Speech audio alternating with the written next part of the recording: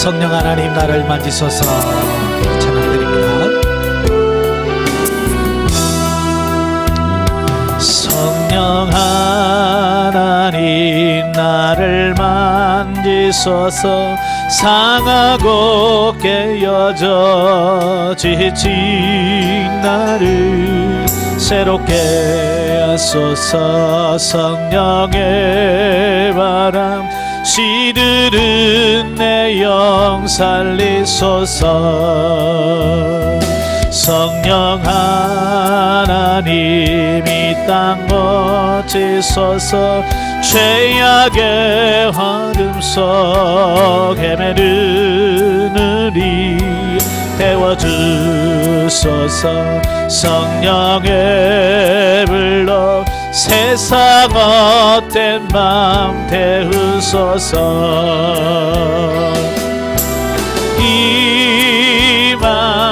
임하소서.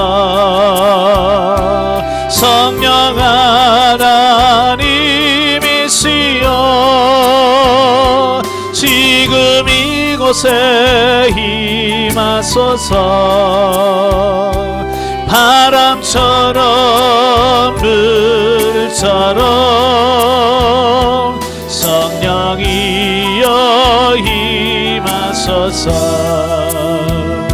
성령 하나님 나를 만지소서.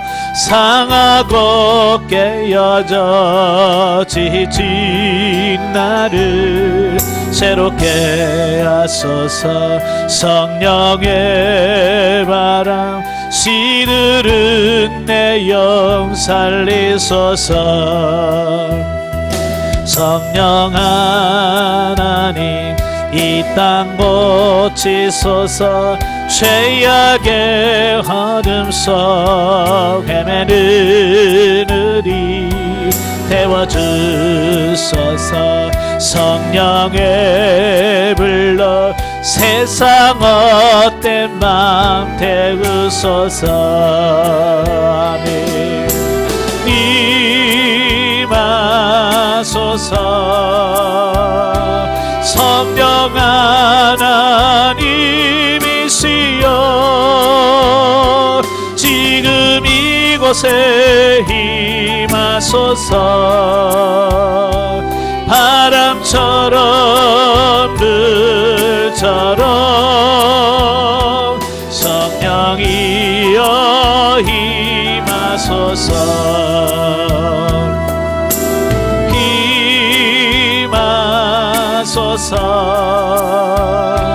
성령 하나님이시여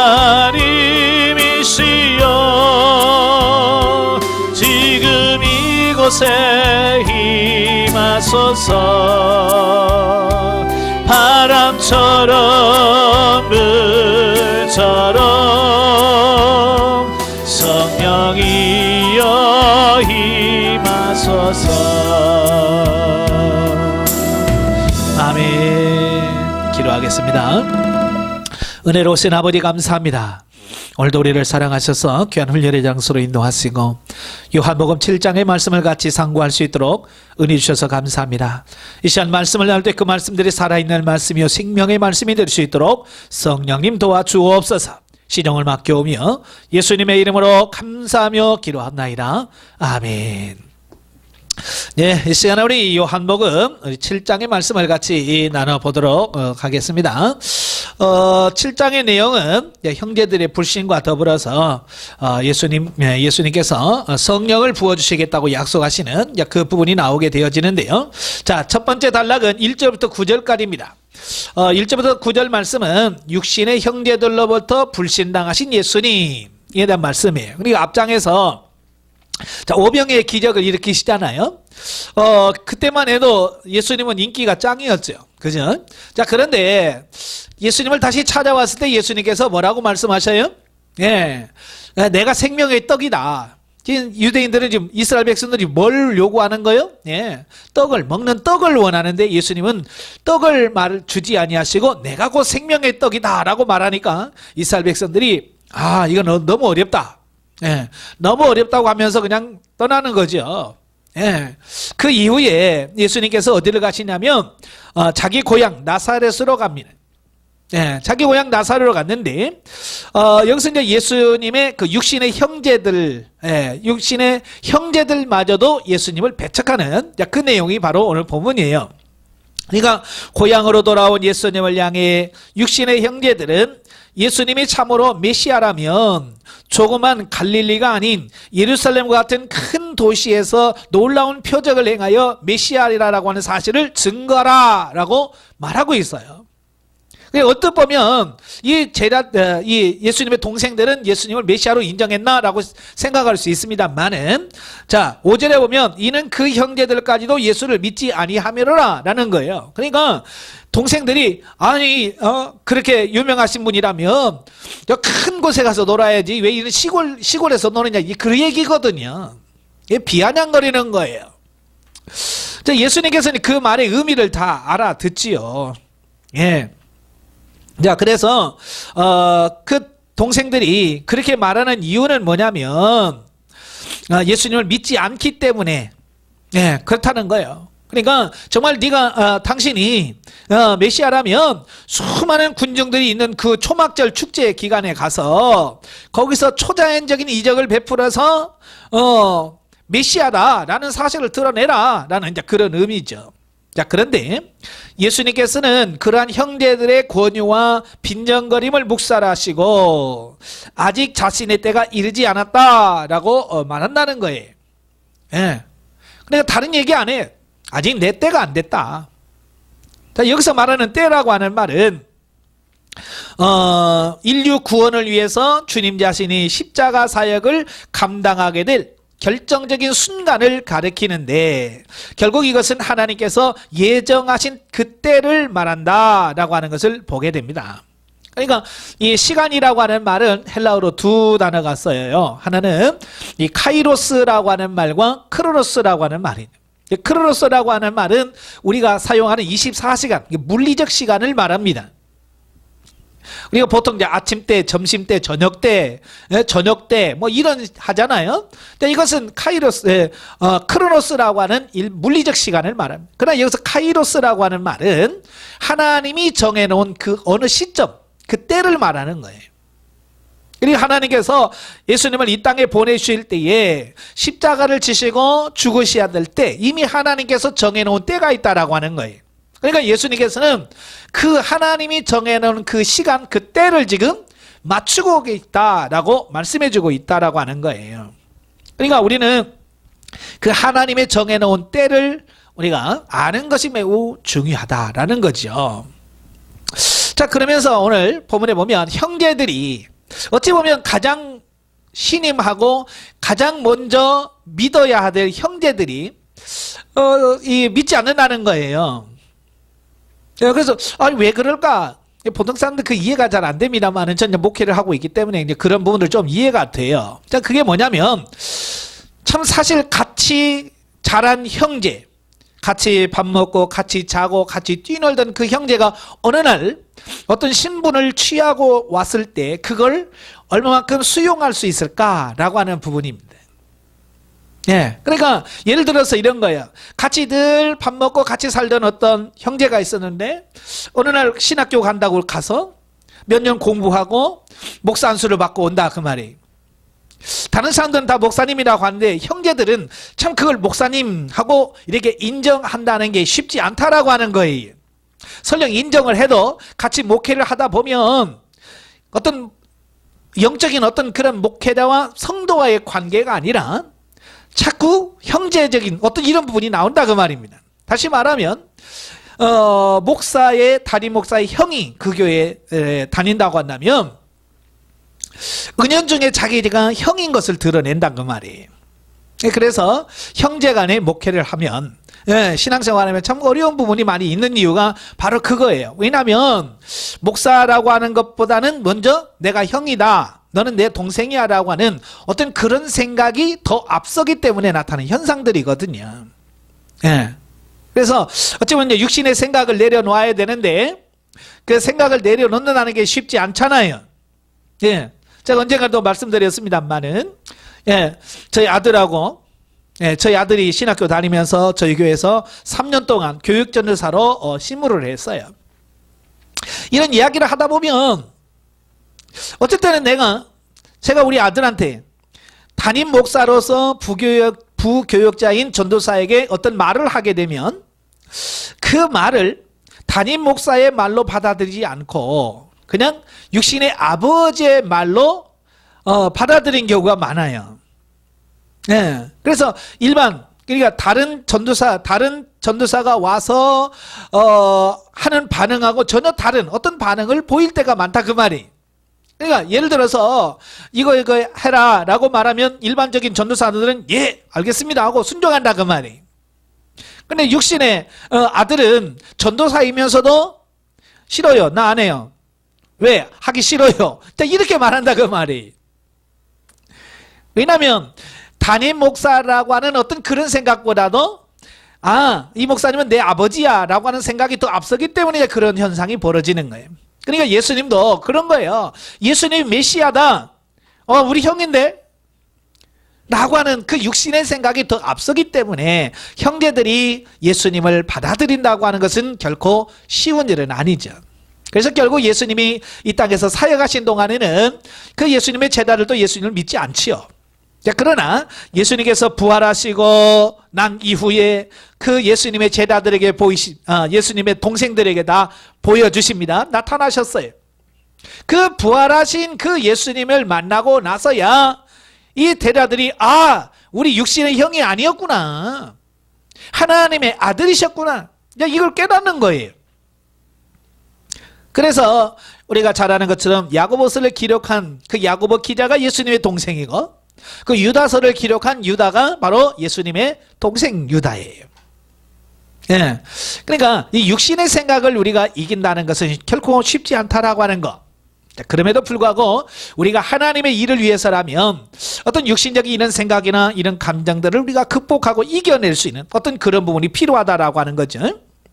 자, 우리는 본문을 통하여 성도들 역시 무슨 일에든지 하나님의 뜻과 때를 지혜롭게 분별하여 지나치게 조급하거나 혹은 그 반대로 하나님의 때가 이르렀음에도 불구하고 머뭇거리거나 회피하려 해서는 안 된다는 사실을 교훈하게 된다.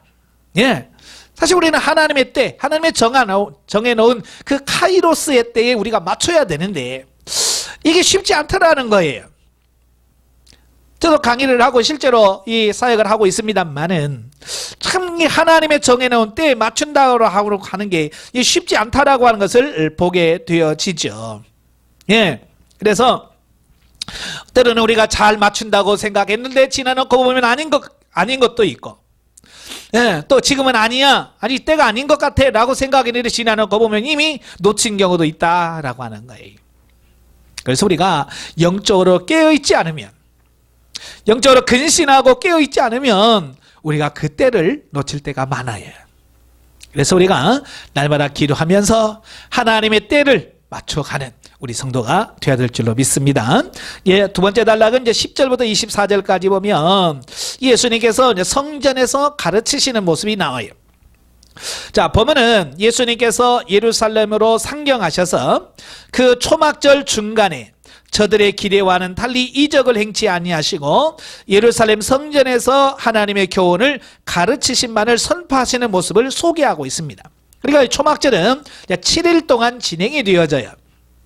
왜 초막절이라고 하냐면 이스라엘 백성들이 광야 40년 동안 하나님께서 그들을 인도하심에 대한 감사, 예, 자, 그 절기예요. 그래서 이 초막절이 되어지면 이스라엘 백성들은 지붕이나 이런 마당에 천막을 짓죠. 초막을 짓습니다. 그래서 일주일 동안 그 초막에 거하면서 광야 생활을 지켜주시고 인도하신 하나님의 은혜에 감사하고 예비하는 그런 절기예요. 그래서 초막을 짓고 산다. 그래서 초막절이다라는 이름을 붙여지지요. 예. 이 같은 예수님의 행동은 형제들의 권유를 뿌리칠 때 보였던 태도와는 모순되는 것처럼 생각될 수 있으나 사실 앞단락에서 예수님의 말씀은 무리들이 요구하는 그 정치적 메시아로서 군림하기 위해서 예루살렘에 올라가지 않겠다는 의미지 내가 예루살렘에 안 가겠다는 얘기는 아니거든요. 예, 무슨 말인지 아시죠? 그러니까 동생들은 가서 메시아처럼 좀 나타내라, 증거해라 라고 하는 말이고, 예수님은 아직 내 때가 그 때가 아니다. 메시아로서의 어떤 자기를 드러낼 때가 아직 아니라고 하는 의미라고 하는 것이죠. 예. 또한 십자가 사역을 감당할 때가 아직 이르지 않았다는 사실을 강조하기 위함이다 라고 하는 것을 보게 돼요. 자, 그러므로 성부 하나님은 하나님의 계속적 창조 사역에 따라서 자신도 쉬지 않고 사역한다고 교훈하신 바 있는 예수님께서는 수많은 사람들이 몰려드는 초막절 축제 기간 동안에 그들에게 율법의 올바른 의미를 가르치고 구원과 영생의 진리를 증거하기 위해 예루살렘으로 가셨다라고 하는 것이죠. 네. 그러니까 예수님께서 왜 명절에 예루살렘을 찾으셨느냐? 자, 우리가 이제 성경적인 부분을 보면 하나님께서 가나안 땅으로 인도하시면서 그들에게 명령을 하셔요. 1년에 3번만큼은 반드시 모든 남자들은 성전에서 하나님 앞에 보여야 된다라는 말을 해요. 그래서 유대인들은 유월절, 오순절, 이 초막절은 그 어떤 일이 있어도 예루살렘에 올라가서 하나님께 제사를 드리고 예배하는 일을 힘썼다라고 하는 거예요. 그러니까 이 3대 절기가 되면 정말 각처에 있는 유대인들이 다 예루살렘으로 올라가는 거예요. 그러니까 수많은 사람들이 모이죠. 그러니까 전도하거나 뭘 하기에는 가장 좋은 시기다라는 것이죠. 예, 우리는 이제 시골에서 살다 보면 시골은 이제 평상시는 장이 안 서잖아요. 자, 그런데 5일마다 장이 섰거든요. 저도 어렸을 때 보면 그 장날 되면 어때요? 예, 여러 장사꾼들이 쭉 가서 자판을 벌리고 또 그 시장을 보기 위해서 수많은 사람들이 딱 모이잖아요. 그러니까 모이니까 뭐가 돼? 뭐 된단 말이에요. 예, 그래서 예수님도 그 많은 사람들이 모였을 때에 그들에게 하나님의 말씀을 전할 수 있는 어찌 보면 찬스죠, 기회죠. 그래서 예수님께서도 그 기회를 놓치지 아니하시고 예루살렘에 올라가셔서 하나님의 말씀을 전하셨다라고 하는 것을 보게 되어집니다. 자, 한편 초막절 축제의 중간 무렵에 예수님께서 성전으로 올라가서 사람들을 가르치시자 그 유대 종교 지도자들은 예수님이 정식 랍비 교육을 받는 바 없다는 점을 구실로 삼아서 공공연히 비난을 퍼부었고, 예, 예나 지금이나 이제 지도자가 되려면 정상적인 코스가 있어요.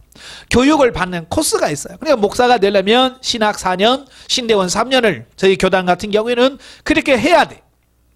그래서 정식적으로 그 과정을 거치고 강도사고시와 목사고시를 거쳐서 정식으로 목사 인준을 받고 안수를 받았을 때 이제 정식으로 목사가 돼서 사역을 한다 그 말이에요.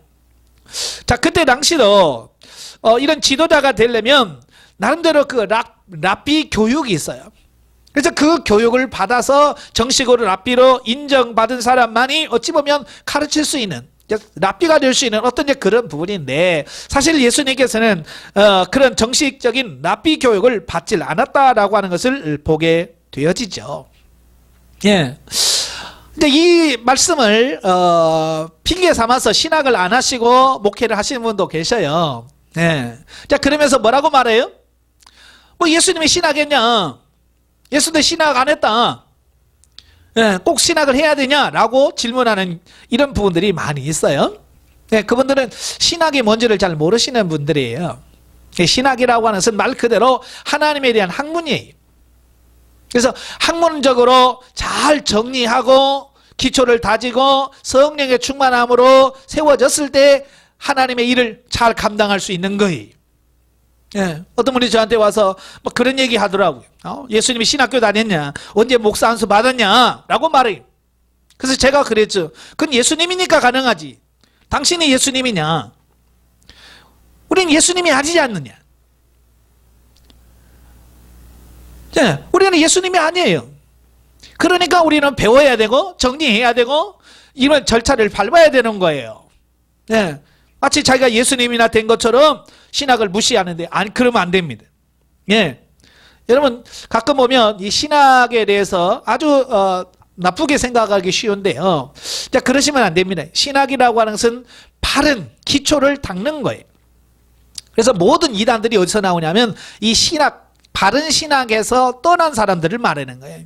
이 삼일체 교리라든지 교회론이라든지 은사론이라든지 종말론이라든지, 자, 이런 한 성경에서 말한 이 원리, 기초, 교리를 벗어나면 이단이 되는 거예요. 그러니까 왜 지금 한국교회가 혼란스럽냐고 하면 정상적으로 신학이 바르게 정립되지 않은 분들이 목회를 하기 때문에 그렇다는 말이에요. 그래서 제가 늘 신학한다고 하시는 분들에게 항상 권면하는 게 뭐냐, 정상적으로 해라, 제대로 해라. 바른 신학을 정립을 해야 그 바른 신학에서 뭐가 나와요? 바른 신앙이 나오는 거예요. 물론 신학과 신앙은 약간 차별은 있어요. 예, 많은 분들이 신학을 하면서 신앙을 안 해. 다시 말하면 배운 것으로 만족하고 배운 테두리 안에 머무른다는 그건 의미가 없어. 그건 죽은 지식이 사람을 살리는 게 아니라 그건 사람을 죽이는 거예요.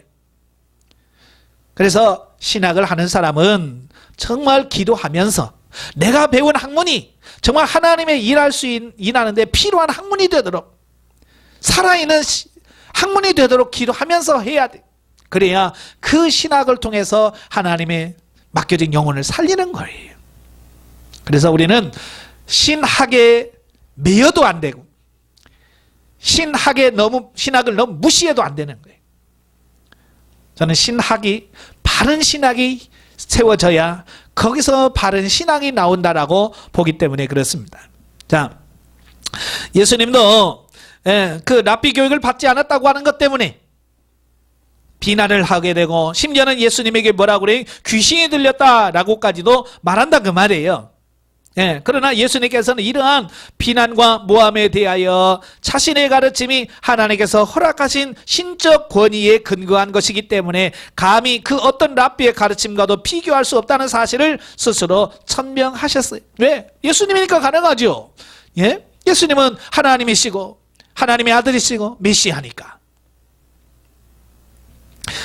그리고 누구보다도 모세의 율법을 잘 지킨다고 자부하는 유대인들이 실상은 율법의 근본 정신을 도외시한 채 형식적이고 외식적인 종교 계율로 변질시켜버렸음을 책망하고 있는 내용이 22절부터 23절까지 나오는 거예요. 바로 이제 이게 문제거든요. 그러니까 아까도 말한 것처럼 신학교의 문제가 뭐냐면 배운 지식에 머물러 있기 때문에 그러는 거예요.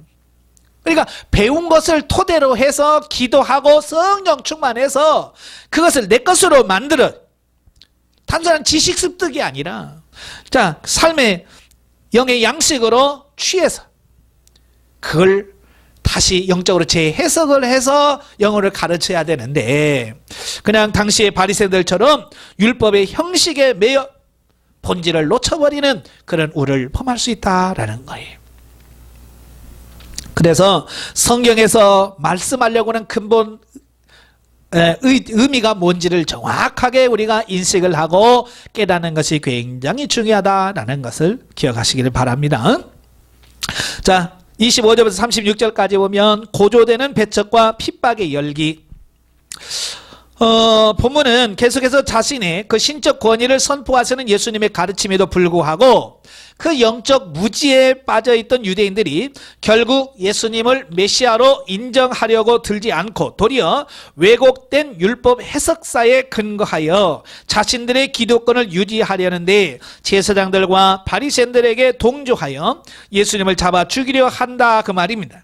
자, 여기서 우리가 깨달을 게 뭐냐면 영적 무지가 얼마나 큰 문제인가라고 하는 부분을 보게 돼요.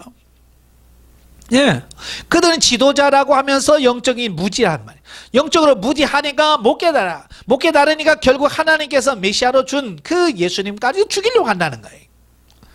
그러니까 영적으로 무지하면 그럴 수밖에 없다라고 하는 얘기예요. 왜 오늘날도 왜 교회에서 하나님의 교회를 바르게 세우지 못하는 거예요? 몰라서가 아니라 무지예요, 무지. 깨달지 못함이에요. 그래서 예수님께서도 하나님 말씀을 듣고 깨달지 못하면 길가에 뿌려진 것 같아요.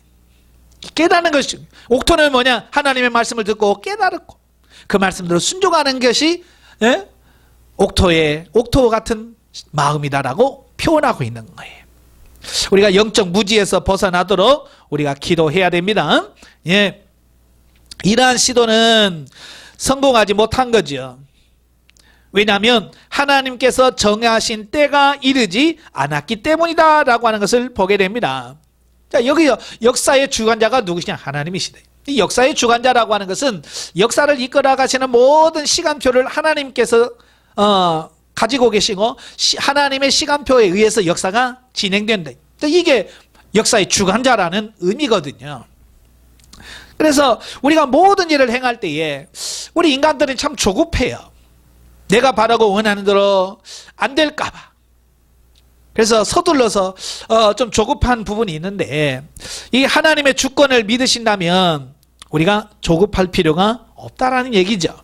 예, 그래서 개척을 해서도 교회가 부흥이 안 돼도 좀 하나님의 때를 기다릴 줄 아는 그런 인내가 필요하고, 어떤 주의 일을 하면서도 풀리지 않을 때 하나님의 때를 좀 기다릴 줄 아는 그런 여유가 좀 있어야 되는데, 우리는 너무 조급해서 조금만 문제가 안 풀리거나 시간이 지체가 되면 견디지 못하는 어떤 이런 부분들을 보게 되어지는데, 우리는 끝까지 참고 기다리는 그런 인내하는 자가 되어야 될 줄로 믿습니다.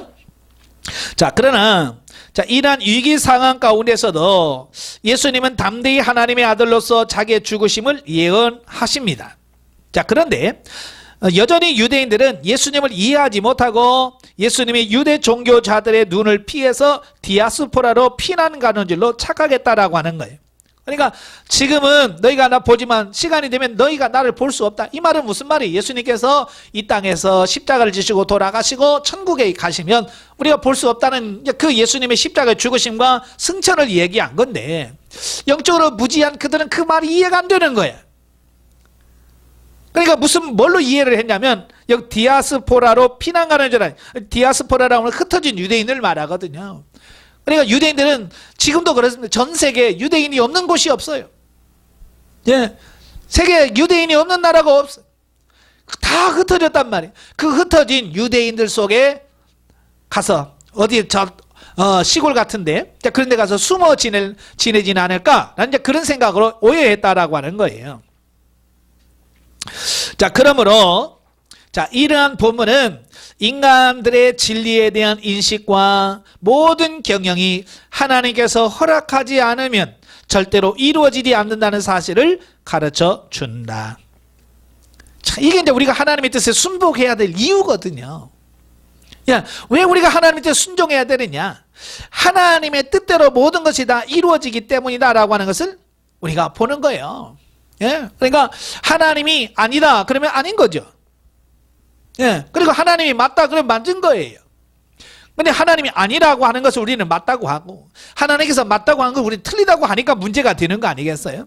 우리는 이유를 따지지 말고 하나님께서 하라시면 이유 불문하고 순종할 수 있는 그런 삶이 되어야 될 줄로 믿습니다. 잠언 16장 1절에 마음의 경영은 사람에게 있어도 그 말의 응답은 여호와께로부터 나오느니라 그랬잖아요. 예, 사람의 생각과 모든 계획을 짤 수는 있어요. 그러나 그걸 이루시고 성취하시는 분은 누구냐? 하나님이시다. 언제? 하나님의 때에.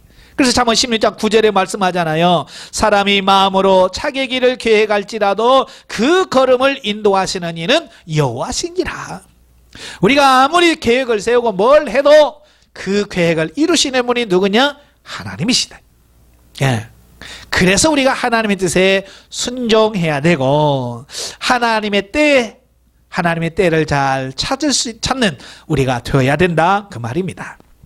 자, 37절부터 53절까지는 생수의 근원이신 예수님에 대해서 말씀을 하셔요. 자, 본문은 그 7일 동안 계속되던 초막절이 끝나는 그 마지막 날에 예수님은 초막절 축제 동안 그 실로암 연못에서 물을 길어와서 성전 제단의 서편에 붓는 의식을 거행했는데, 바로 이와 같은 풍습을 배경으로 하여 예수님께서는 자신이 영원한 생수의 근원이라는 사실을 그들에게 선언하셨다라고 하는 거예요. 자, 물론 자, 여기서 말하는 생수란 예수님의 부활과 승천 이후에 강림하실 성령을 가리키는 거예요. 예. 자, 우리가 예수님이 지금 비유로 말씀하시거든요. 그러니까 예수는 비유가 아니면 말씀하지 않으셨다라는 말씀하잖아요. 그래서 비유라고 하는 것은 그 비유가 무엇을 의미하는지를 정확하게 하는 게 중요한 거예요. 예, 그 비유에 뭘 의미하는지를 모르면 우리는 잘못 해석해서 엉뚱한 이야기를 할 수 있다라고 하는 거예요. 자, 우리가 성경을 보면서 엉뚱한 해석을 할 수 있어요. 왜? 그 비유가 뭔지를 잘 모르면 그럴 수 있다라는 거예요. 그래서 이제 신천지에 보면 이제 이 비유풀이라고 그래서 성경의 비유를 잘 풀이하는데 중요한 게 뭐냐면 이 어떻게 푸느냐가 정말 중요한 거거든요. 그래서 그 비유가 상징하는 바를 정확하게 이해하지 못하면 아무리 그 비유가 기가 막히게 풀었다 할지라도 성경에서 말하려고 하는 근본적인 그 부분과 다르다면 그건 의미가 없는 거죠. 그래서 성경에서 말씀하려고 하는 의미가 뭔지를 정확하게 이해하는 것이 중요합니다. 그래서 요한이 바로 예수님께서 말하시는 그 생수가 뭐냐? 바로 성령이다 라고 해석을 해줍니다. 그래서 더 이상 이 생수가 뭐냐라고 우리가 갈등할 필요 없어요. 왜? 이미 사도 요한이 성령이다 라고 우리에게 해석을 해 주었기 때문에 그렇죠. 자, 이러한 예수님의 가르침에 대한 유대 군중들의 반응은 매우 다양했다라고 하는 거예요. 그러니까 예수님의 그 설교를 듣고 반응이 어떤 사람들은 선지자들 가운데 하나다. 참 저 정도면 선지자급 아니냐. 이제 선지자로 인정하시는 분들이 계시고, 자, 메시아로 확신하는 분이 이건 메시아가 아니면 이럴 수 없다. 메시아다 라고 예수님 메시아로 믿는 사람이 있는가 하면, 또 한편에서는 예수님이 갈릴리 나사렛 출신이라는 이유로 오히려 배척하고 끝까지 불신앙적인 태도를 고집했다라고 하는 거예요. 예, 그 유대인들은 그 성경을 굉장히 많이 알고 있는 사람들이거든요. 예, 많이 알고 있기 때문에 그 미가서 5장 2절에 유대 땅 베들레헴아, 예, 내가 작은 고리대 내가 다스린 자가 나올 거다. 그래서 베들레헴에서 그 메시아가 태어날 것을 이미 알고 있었어요. 그러니까 예수님이 어디서 성장하셨냐면 나사렛에서 성장하셨거든요. 출생은 어디서 하셨어요? 예, 베들레헴이잖아요.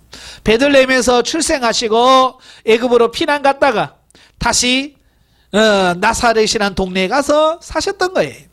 그러니까 유대인들은 예수님께서 어디서 성장했는가, 이 나사렛 출신이라는 것만 알지 그가 베들레헴에 태어나셨다는 사실을 받아들이지 않으려고 하는 거예요. 예, 그래서 그들은 예수님을 어떻게 나사렛 출신이 메시아가 될 수 있느냐라고 했다라는 것을 보게 되어집니다. 참 이걸 보면 어떻게 같은 말을 듣고서도 이렇게 이해하는 것이 깨달을까, 다를까라는 거죠. 이건 그 사람의 수준을 말합니다. 그러니까 같은 설교를 들었고 같은 강의를 들어도 그 사람의 영적인 수준에 따라서 깨달아지는 것이 달라. 같은 성경인데도 마찬가지예요. 같은 성경을 봐도 그 사람의 영적인 수준이 어떠냐에 따라서 깨닫는 수준이 달라요. 그러니까 우리가 기도해야 될 때 뭐라고 기도해야 되겠어요? 예? 우리의 수준을 높여달라고. 우리 영적인 수준을 높여달라고 우리가 기도해야 된다라는 것을 보게 되어지죠. 자, 유대 군중들의 견해가 이처럼 분열되자 예수님께 대한 체포령이 내렸을 때에 유대 종교 지도자들은 매우 곤란한 처지에 놓이게 되지요. 왜? 이게 뜻이 하나가 되어야 예수님을 잡아 죽이자. 그래서 다 같이 그래야 되는데 한쪽에서는 메시아라고 그러고 한쪽에는 선지자라고 그러고 한쪽에서는 아니라고 그러고, 예, 이 군중들의 의견이 하나가 안 되는 거예요. 왜 하나가 안 될까요? 네, 아직 하나님의 때가 아니라고 그랬잖아요. 아직 예수님께서 잡혀서 죽으실 때가 아니에요. 그래서 지금 그들의 마음이 하나가 안 된 겁니다. 그러나 나중에 진짜 예수님께서 십자가를 못 박혀 죽으실 때는 모든 유대인들이 하나가 돼, 한 마음이 돼. 그래서 결국 예수님을 십자가에 못 박게 만들지요. 자, 그들이 이제 예수님을 체포하지 못하는 이유 중에 하나가 밤중에 예수님을 찾아가서 구원의 진리의 가르침을 받은 적이 있던 그 니고데모가 사내들인 공회원이었거든요. 그러니까 사내들인 공회원의 그 지위를 이용해서 예수님을 변호했다라고 하는 거예요. 왜냐하면 율법에서 명하지 않았느냐, 그 사람의 죄가 분명히 드러나기 전에는 우리가 그렇게 할 수 없지 않느냐라고 말하니까, 율법이 그렇게 말하니까 어쩔 수 없는 거죠. 그래서 니고데모의 말을 듣고 예수님을 죽이려고 든 생각을 보류했다라는 거죠. 자, 이걸 통해서 하나님께서 왜 니고데모를 미리 예수님께 보내서 그 구원의 진리를 듣게 하셨을까? 예, 바로 이때를 위함이에요.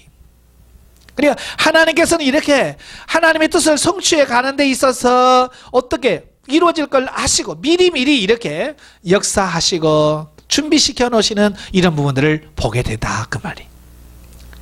그러니까 사실 우리가 이 대인관계에 있어서 오늘 우리 옆에 있는 사람이 앞으로 어떻게 그 일을 나를 도와주게 될 동역자가 될지 그 아무도 모르는 거예요. 예. 그래서 대인관계를 잘 맺는 것이 중요하다라는 것이죠.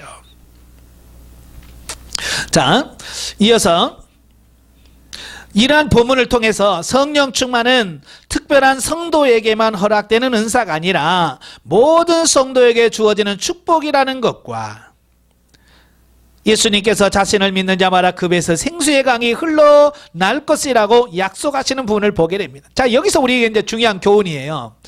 우리 많은 사람들이 영적 특권의식을 가진 분들이 많아요. 그래서 나만 이런 특별한 은혜를 경험한다, 이게 나만 할 수 있다라고는 어떤 그런 엘리트의식이라 할까요? 특권의식을 갖는 분들이 많아요. 그럴 필요 없어요. 그래서는 안 됩니다. 우리 성령을 주시는 하나님은요, 모든 성도에게 주신다고 그랬지 특별한 누구에게만 준다고 하지 않았어요. 또 어떤 분들은 열등감이 있어요. 영적 열등감이 있어서 나는 왜 안 주시나, 예? 나에게는 왜 안 되지? 라고 하는 어떤 그 영적인 그 열등감 속에서 또 살아가는 사람이 있거든요. 그러지 마세요. 특권의식도 안 좋은 거고요. 또 영적인 열등감에서 또 빠져서 나는 안 돼, 나는 못해. 하나님이 함께 하시면 됩니다. 인내하시고 기도하실 수 있기를 바랍니다. 예. 이는 곧 예수님을 믿는 자마다 영생을 얻을 뿐만 아니라 성령의 그 심령 가운데서 역사하심으로 성령 충만한 삶을 살게 되는 것을 의미합니다. 자, 그러므로 이 같은 사실만 보더라도 예수님께서는 영적 갈증에 어쩔 줄 몰라 하는 인류를 영원히 목마르지 않게 하시고자 하시는 하나님께로부터 보냄을 받은 생명의 주이심을 우리가 알 수 있다라는 거예요. 자, 영적에 봅니다. 자, 37절과 38절에서 예수 그리스도는 생명의 근원이 되시며 성도의 삶이 영적으로 풍성하게 성령으로 변화될 것을 말씀하고 있다. 영적 메마름이 있는 자는 성령의 능력으로 말미암아 영적 기근으로부터 해갈되며 삶 전체가 날마다 새롭게 되어 그를 통하여서 다른 사람에게도 그 영향력의 전달자가 되어진다라고 하는 것을 보게 됩니다. 다시 말하면 우리가 성령으로 충만해야만 나도 살고 다른 사람도 살릴 수 있는 그런 삶이 된다, 그 말이에요. 자, 우리가 하나님을 사랑하고 그의 뜻을 따르는 것 외에 다른 모든 것을 버릴 수 있는 자가 되도록 성장할 때 옛사람의 욕망은 그 힘을 잃을 것이며 우리 내면으로부터 성령의 역사가 넘치게 될 것이다 라는 것이죠. 자, 중요한 거예요. 그러니까 우리는 모든 사람은 각자가 자기의 어떤 고집이라든지 아집이라든지 고정관념이라든지 이런 것들로 채워져 있어요. 자, 이것들이 있는 한 성령께서 역사하지 않으셔. 그래서 우리가 이것을 비워야 돼. 그래서 얼마만큼 비우느냐가 결국 얼마만큼 채워지느냐가 결정이 되어지고 얼마나 채워졌느냐에 따라서 얼마나 누려지느냐라고 하는 것이 결정이 되어지는 거예요. 그래서 많이 비우시고 내려놓으시고 성령으로 충만해지시기를 바랍니다. 자, 마지막으로 성경 계시 발전사적이에 자, 오늘은 이제 생수의 강에 대해서 우리 같이 한번 보도록 하겠습니다. 자, 생수의 강이라고 하는 말을 문자적으로 보면 살아있는 물의 강들이란 뜻이에요. 그러니까 보면 이제 보통 웅덩이가 있어요. 자, 웅덩이라고 하는 말은 뭐예요? 고여있는 물을 말하죠. 비가 와서 그냥 고여있는, 움푹한데, 고여있는 걸 말하죠. 이건 썩어요. 그래서 성경은 그 물을 생수라고 하지 않습니다. 생수라고 하는 것은 계속해서 흘러나오는 물을 생수라고 하죠. 예. 그래서 이 생수의 강은 말세의 성도들에게 임할 성령, 예. 말세에 임할 성령, 다시 말하면 성령 충만함을 말할 때 생수의 강이다라고 표현하고 있어요. 자, 오늘 이제 이 생수의 강을 보면, 자, 창세기 2장을 한번 보겠습니다. 창세기 2장, 이제 10절부터 14절 보면서, 저는 이제 생수의 강을 보면서, 처음 에덴 동산에 하나님께서 왜 강을 그렇게 많이, 두셨을까? 예. 예, 하나님이 에덴 동산에다 강을 많이 두셨을까? 자, 그 10절부터 보면 강이 에덴에서 흘러나와 동산을 적시고 거기에서부터 갈라져 네 근원이 되었으니 첫째 이름은 비손이라 금이 있는 하윌라 온 땅을 둘렀으며 그 땅의 금은 순금이요 그곳에는 베델리엄과 호마노도 있으며 둘째 강의 이름은 기온이라 구스 온 땅을 둘렀고 셋째 강의 이름은 히데겔이라 아수르 동쪽으로 흘렀으며 넷째 강은 유브라데더라. 예, 에덴 동산이 있는데 에덴 동산에서 물이 흘러서 이게 네 강으로 흘러가요. 자, 여기서 이제 강이 나오는데요. 이 강을 왜 강이라고 했을까? 여러분, 인류 역사를 보면 그 인류 문명의 발생지가 다 어디서부터 나오냐면 강 옆에서 나와요. 그리고 대도시, 사람들이 많이 모이는 도시에는 반드시 뭐가 있어요? 강이 끼어 있어요. 그러니까 사람이 살아가는 데서도 필수적인 게 뭐냐? 강물이에요. 예, 강물이 없으면 사람이 살 수가 없어요. 그래서 이것도 하나의 비유라고 보는 거예요. 히브리서 보면 구약의 모든 말씀이 뭐예요? 하나의 예표요, 그림자잖아요. 왜 하나님께서 에덴 동산을 지으시면서 그곳에다 강을 많이 두었을까? 예, 강이 없으면 사람이 살 수 없다. 그 얘기를 하고 있는 거예요. 그러면서 그 생수의 강과 연결시켜주는 거예요. 결국은 뭐냐? 사람은 성령의 역사 없이는 살 수 없다라고 하는 것을 구약에서 이 강들을 통해서 우리에게 비유적으로 이제 말씀해주고 있는 거예요. 아시겠죠? 그러니까 이 비유를 모르면 야, 강이 많네. 강이 4개나 되네. 거기서 끝나버려. 자, 그런데 이런 비유를 알게 되면 우리 인간에게 이 강물이 필수적이구나. 물이 필수적인데, 생수가 필수적인데 그 생수가 바로 예수 그리스도께서 말하시는 그 성령님이시구나. 그러니까 에덴 동산을 읽으시면서 우리는 뭘 생각해야 돼요? 성령 충만을 염두에 두고 주님, 그래요. 이렇게 흘러나오는 생수로 나를 충만하게 채워주옵소서. 이렇게 기도할 수 있는 사람이 돼야 되는 거예요. 예?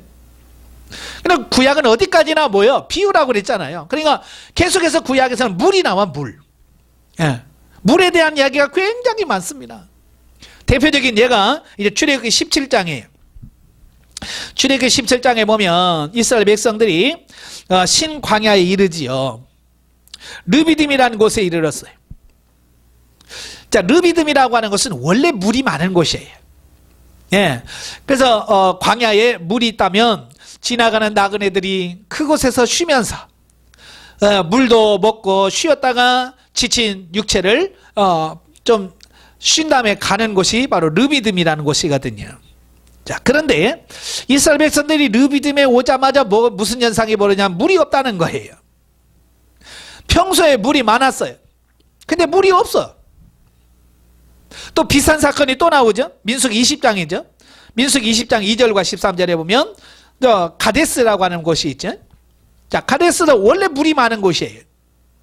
그런데 이스라엘 백성들이 오자마자 물이 없게 하셨어요. 자, 왜 하나님이 그 많던 물을 이스라엘 백성들이 올 때에 그 물을 없게 하셨을까라는 거예요. 그러니까 이런 영적인 눈이 없는 사람은 이스라엘 백성들처럼 원망할 수밖에 없어요. 하나님 어떻게 그럴 수가 있습니까? 우리가 지금 뭐 때문에 여기 왔어요? 우리가 뭐 때문에 왔는데 왜 물이 없어요? 라고 말할 거예요. 그런데 하나님께서는 고의적으로 특별한 의도를 가지시고 물이 없게 하신 거예요. 왜냐? 이 광야 같은 삶을 살아갈 때에 물이 없으면 못 사는 것처럼, 그래서 그들에게 하나님께서 뭘 공급하셔요? 예, 물을 공급해 주시잖아요. 그래서 출애굽기 17장이나 민수기 10장에 보면 하나님께서 어떻게 해요? 반석을 깨트리시고 그 반석에서 나오는 생수를 통해서 사람을 먹여주시더라고 말이에요. 단순히 물이 아니에요. 물론 이스라엘 백성은 그걸 물이라고 생각했고 물 먹고 살았어요. 이것은 비유예요. 오늘 우리가 하나님으로부터 나오는 생수, 성령에 충만하지 않으면 우리가 살 수 없다라는 것을 말씀해 주는 부분이거든요. 예. 나중에 나옵니다만은 사도 바울이 이 말씀을 정확하게 이해를 했어요. 자, 구약을 보면, 자, 이사야 55장에 보면, 이사야 선지자가 외치죠. 오호라 너희 목마른 자들아 물로 나오라. 돈 없는 자도 와라. 너희는 와서 사 먹되 돈 없이 값 없이 와서 포도주와 젖을 사라. 그러잖아요. 목마른 자들아 물로 나와라. 여기 물은 무슨 말이에요? 예수 그리스도를 통해서 나오는 생수 성령님을 말하는 거예요. 또 에스겔서 47장에 보면 1절부터 12절까지 보면 에스겔에게 환상이 보여지는 게 있어요. 그 환상의 가운데 뭐냐면 성전 문에서, 성전 문 앞에서 문지방 밑에서 뭐가 나와요? 물이 나온단 말이에요. 성전 문지방에서 물이 나와. 그래서 동쪽으로 흘러가요. 예. 그래서 그 사람이 에스겔에게 말합니다. 줄을 주면서 내가 측량해봐라. 그래서 1,000척을 측량해서 가보니까 발목에 물이 차요. 다시 1,000척을 측량해서 가니까 이제 무릎까지 물이 오고, 다시 1,000척을 측량하니까 허리까지 오고, 다시 1,000척을 측량하니까 이제는 헤엄쳐야만 될 깊은 물이 되어지는, 자, 이런 부분을 보게 돼요. 자, 에스겔 선지자에게 하나님께서 보여주는 이 환상이 뭘까? 바로 성령 하나님으로부터 흘러나와 차고 넘치는 이 부분을 말씀해 주고 있어요. 그러면 발목이나 무릎이나 허리는 뭘 의미합니까? 예, 그 사람이 성령에 충만한 수준을 말하는 거예요. 그러니까 성령이 발목까지 찬 사람, 성령이 무릎까지 온 사람, 성령이 허리까지 온 사람, 성령이 아예 완전히 붙들린 사람, 이 바로 이걸 의미하고 있는 거예요. 예. 누가 돼야 돼요? 바로 성령에 완전히 붙들렸어. 성령 안에 충만한 삶을 사는 그런 삶이 되어야 된다라고 하는 것을 에스겔 선지자를 통해서 우리에게 말씀해주고 있다라고 하는 거예요. 자, 이렇게 구약에서는 이 물에 대한 이야기를 해요. 그러면서 구체적으로 그게 뭐다라고 말은 하지 않아요. 왜? 그 누가 하는 거야? 예수님이 해야 되거든요. 예, 예수님이 이제 물이 아니고 성령이다라고 이야기를 해주셔야 돼. 그래야 이제 개념이 바뀌는 거예요. 그래서 예수님께서 왜 초막절에 올라가셔서 이 말씀을 외쳐야 하는지를 아셔요. 이제 시대가 바뀌었다. 개념이 바뀌었다. 구약 시대는 물을 주었지만 이제는 신약 시대는 영원한 생수, 성령을 너에게 부어준다. 이 말과 같은 거고요. 결국 구약에서 이스라엘 백성들에게 계속 물을 공급해 주시는 것은 신약 시대 성령의 충만함을 계속해서 공급해 주실 것에 대한 예표요, 그림자라는 사실이에요. 예. 그래서 목마른 이스라엘 백성을 먹여 주셨듯이 오늘도 영혼의 목마름을 갖고 있는 우리들에게 성령의 충만함을 주실 것을 말씀해 주고 있어요. 자, 그래서 요한복음 7장 37절부터 39절에 보면 명절 끝날 곧 큰 날에 예수께서 서서 외쳐 이르시되 누구든지 목마르거든 내게로 와서 마시나 나를 믿는 자는 성경의 이름과 같이 그 배에서 생수의 강이 흘러나오리라 하시니 이는 그를 믿는 자들이 받을 성령을 가리켜 말씀하신 거죠. 바로 요한이 해석을 해놓죠. 예. 왜 이 말 안 해놓으면 몰라. 예? 또 무슨 물을 먹어야 되나? 예? 라고 생각하기 쉽다 그래. 그래서 사도 요한이 해석을 해놓잖아요. 이는 믿는 자들이 받을 성령을 가리켜서 하신 말씀이다. 자, 예수께서 아직 영광을 받으시지 않으셨으므로 성령이 아직 그들에게 계시지 아니하시더라. 예, 예수님이 이 말씀을 해도 제자들도 못 깨달아. 왜? 아직 성령 임하지 않으셨기 때문에 그렇다고 말이에요. 예수님께서 이 말씀을 하셔요. 예, 그리고 사도행전 1장에 보면 1장 4절에 아버지의 약속하신 것을 기다리라 그러잖아요. 그래서 제자들이 이제 사도행전 2장에 보시면 오순절 날이 이미 이름에 그들이 다 같이 한 곳에 모였더니 호련히 하늘로부터 급하고 강한 바람 같은 소리가 있어 그들이 앉은 온 집에 가득하며 마치 불의 혀가 젖처럼 갈라지는 것들이 그들에게 보여 각 사람 위에 하나씩 임하여 있더니 그들이 다 성령의 충만함을 받고 성령이 말하게 하심을 따라 다른 언어들로 말하기를 시작하니라. 예, 하나님의 약속의 때 시간이 왔어요. 그래서 제자들이 모여서 기도할 때 그곳에 성령의 충만한 역사가 임했습니다. 실질적으로 불의 혀같이 갈라지는 것이 나타나고, 예? 급하고 강한 바람 같은 소리가 그 위에 가득해서, 그래서 그들의 성령에 충만해서, 그래서 예수님이 말씀하신 그대로 이래 성령에 충만해서 그들은 주님의 주신 사명을 잘 감당하는 그런 삶을 살았다라고 말씀해주고 있습니다. 자, 아까 말했죠. 사도 바울이 예수님의 말씀을 정확하게 이해한 사람이라고.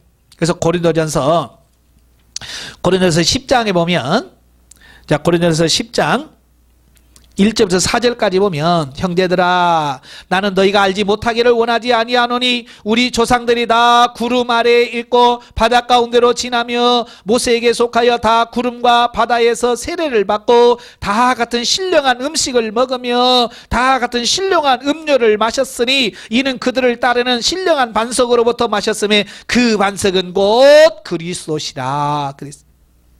예, 호렙산의 반석에서 물을 내셨어요. 그 반석이 누구냐? 예수 그리스도네.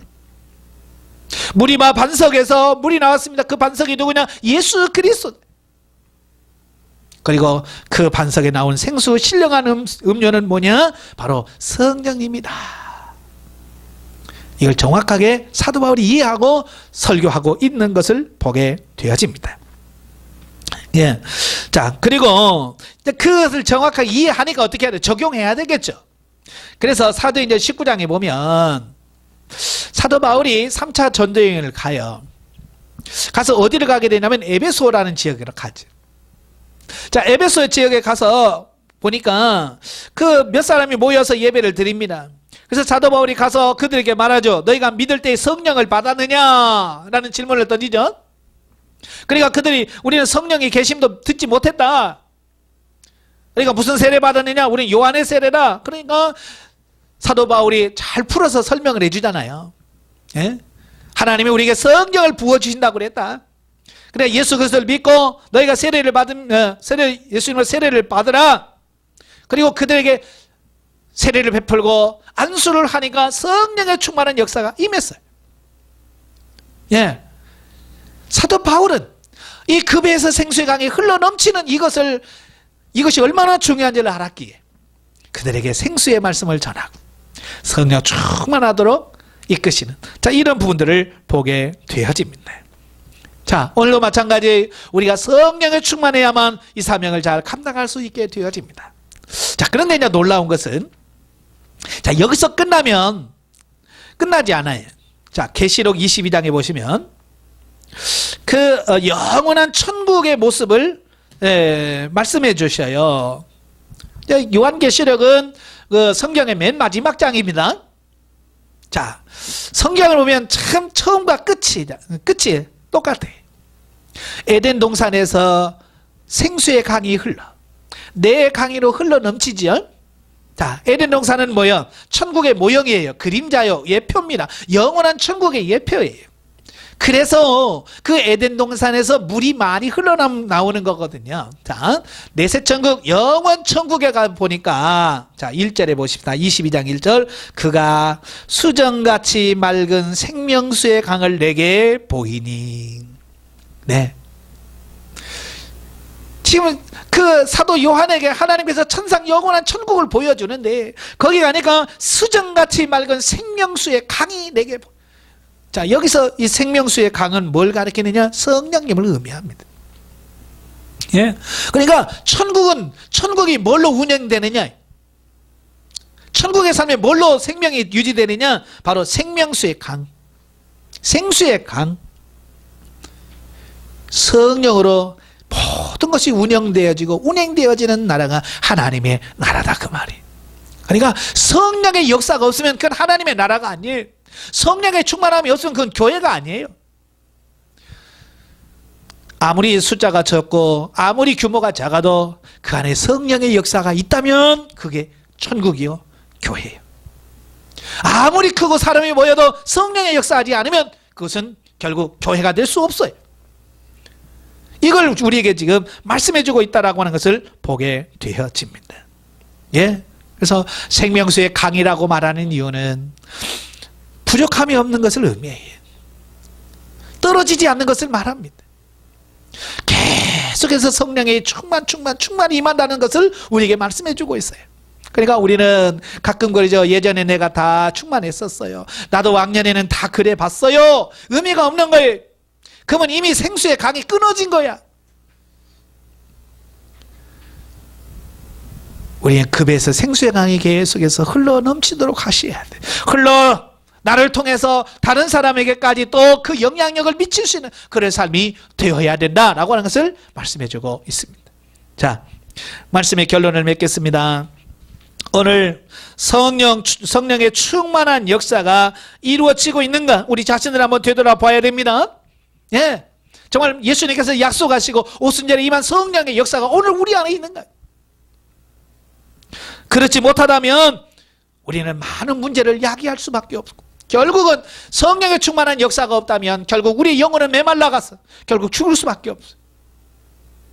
이스라엘 백성들이 광야에서 물이 없어 목말라 외치는 것처럼 우리도 영적인 그 기갈 속에서 우리는 힘겹게 살아갈 수밖에 없어요.